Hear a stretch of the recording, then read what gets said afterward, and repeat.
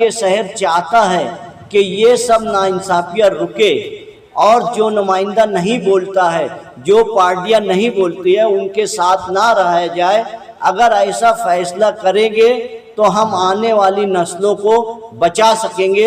اس روزگار کی وجہ سے آس پاس کے دیہاتوں سے اور یو پی سے یا بہار سے یہاں پر زیادہ تیزی سے لوگ آتے تھے۔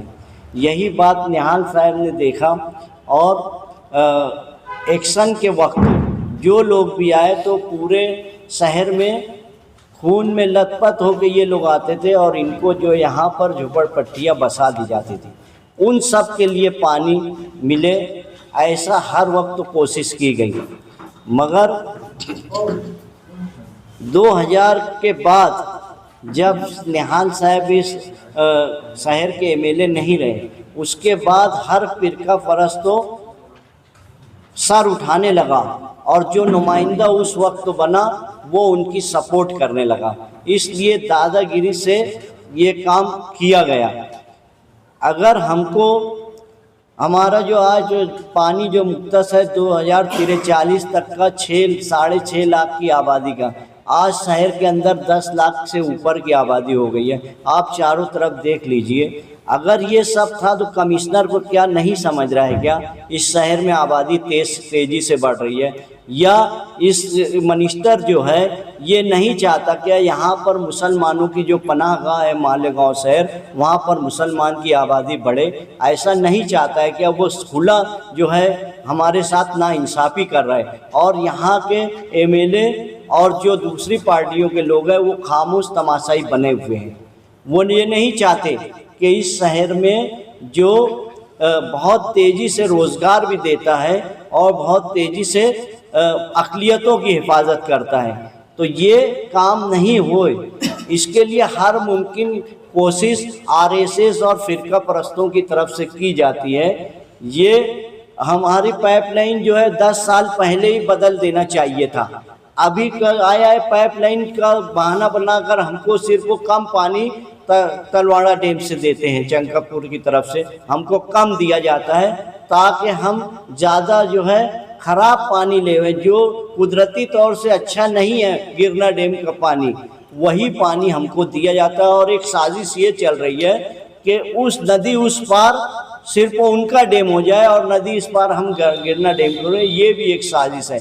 اگر اس شہر کو اگر یہ شہر چاہتا ہے کہ یہ سب ناانصافیاں رکے اور جو نمائندہ نہیں بولتا ہے، جو پارٹیاں نہیں بولتی ہے، ان کے ساتھ نہ رہا جائے، اگر ایسا فیصلہ کریں گے تو ہم آنے والی نسلوں کو بچا سکیں گے اس شہر میں، کیونکہ یہ ایک مثال ہے کہ ہم پانی چھین لیے ہیں دادا گیری سے، یہ مثال ہے۔ اس کے بعد تمہارے ساتھ کیا ہونے والا ہے یہ آپ اندازہ لگا دیجئے۔ اس لیے ہم سماجوادی پارٹی کی طرف سے جس طرح نہال صاحب نے اقلیتوں کی حفاظت کی اور ہر ممکن کوشش لڑی ہے، ہم ابو ہاشم اعظمی صاحب کے ساتھ لگ کر ہم ہر ناانصافی کے خلاف لڑیں گے، ایسا ہمارا فیصلہ ہے۔ ساتھی نہال احمد صاحب وہ ہمیشہ مستقبل کو دیکھ کر فیصلہ کیا کرتے تھے۔ ان کا ایک اہم فیصلہ جو مالیگاؤں شہر کی عوام کے لیے سب سے بڑا تحفہ پانی کے ضرورت بھر فراہم ہو اس کا تھا۔ انہوں نے اپنے دور میئرشپ میں یہ محسوس کیا کہ مالیگاؤں شہر کی آبادی بڑھ رہی ہے اور جو پانی ہم کو مل رہا ہے وہ آگے جا کر ناکافی ہوگا۔ وقت سے پہلے انہوں نے ضرورت کو محسوس کیا اور اپنے میئرشپ کے وقت میں انہوں نے فیصلہ کیا کہ ڈیم کی اونچائی جو ہے اس کو بڑھائی جائے، اس کی وسعت بڑھائی جائے۔ اس لیے ایک اہم بات اس میں یہ ہے کہ مفت میں جگہ لی گئی، جو زمین مالک تھا ان کے گھر کے لڑکے کو روزگار دے کر کارپوریشن میں مفت میں جگہ لی گئی اور وسعت بڑھائی گئی ڈیم کی۔ اس وقت یہ پانی کی ضرورت نہیں تھی، لیکن آنے والے وقت میں وہ اہم ضرورت ہوگی آبادی بڑھنے کی وجہ سے، یہ نہال صاحب نے محسوس کیا اور مسلسل مستقبل کی طرف دیکھتے ہوئے مالیگاؤں شہر کے لیے سوچا کرتے تھے۔ ہم لوگ شروع سے دیکھ رہے ہیں کہ مالیگاؤں شہر کے پانی پر جو مفت کا پانی، قدرتی پانی جس کو نہال صاحب یہ کہتے تھے کہ یہ پانی نہیں، ہمارے لیے ایک شفا کا کام کرنے والا پانی بھی ہے۔ جو نیچرل فلو سے آتا ہے۔ صاحب ایسا کہتے تھے کہ نیلگری کے درخت اس علاقے میں زیادہ ہے جس کو چھو کر پانی گزرتا ہے، جو ہمارے لیے صحت بخش اور فائدہ مند ہے۔ آبادی شہر کی بڑھتی گئی، ایک وقت ایسا آیا کہ گرنا ڈیم کی ضرورت پڑی۔ اس وقت بھی ساتھی نہال احمد صاحب مالیگاؤں شہر کے ایم ایل اے تھے، ساجدہ نہال احمد صاحبہ مالیگاؤں شہر میونسپلٹی کی صدر بلدیہ تھی، اور اتفاق سے دیوی گوڑا صاحب جو تھے وہ پرائم منسٹر تھے، اور پلاننگ کمیشن کے نائب چیئرمین مدھو ڈنڈوتے تھے۔ یہ سارے لوگوں کی کوششوں سے ڈیم میں گرنا ڈیم کا پانی مالیگاؤں شہر میں آیا۔ اس کی اہم وجہ یہ تھی کہ آبادی بڑھ رہی ہے، دونوں طرف سے پانی آنا چاہیے، لیکن ہماری ملکیت کا پانی جو تلواڑا ڈیم کا تھا وہ ہمارے لیے مختص رہے، ہمیشہ قائم رہے، کیونکہ وہ ہماری ملکیت کا ہے اور سستا پانی نیچرل فلو سے آتا ہے۔ لیکن جب یہ محسوس ہوا کہ فرقہ پرستوں کی نظر اس پر ہے، مسلسل جنتا دل کی طرف سے اور مہا گٹھ بندھن کی طرف سے، جب مہا گٹھ بندھن تھا اس وقت بھی اور جب مہا گٹھ بندھن نہیں تھا اس وقت بھی مسلسل کوشش ہو رہی تھی۔ 2017 میں جب شیخ رشید صاحب میئر تھے، ان کے وقت میں ایک ٹھراؤ پاس ہوا جس میں اس بات کا فیصلہ ہوا کہ گرنا تلواڑا ڈیم کا پانی، چنکا پور کا پانی جو ہے وہ داباڑی کو دیا جائے۔